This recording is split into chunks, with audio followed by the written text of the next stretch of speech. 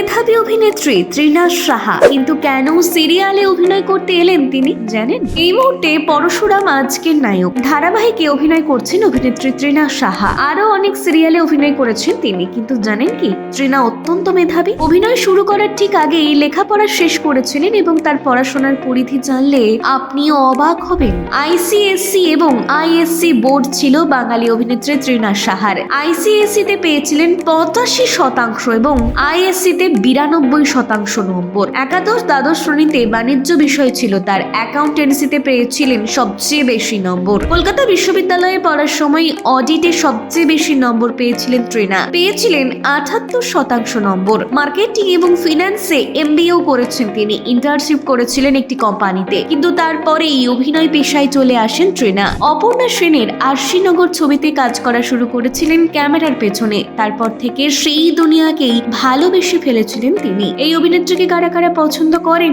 Like comment share করে জানাতে ভুলবেন না।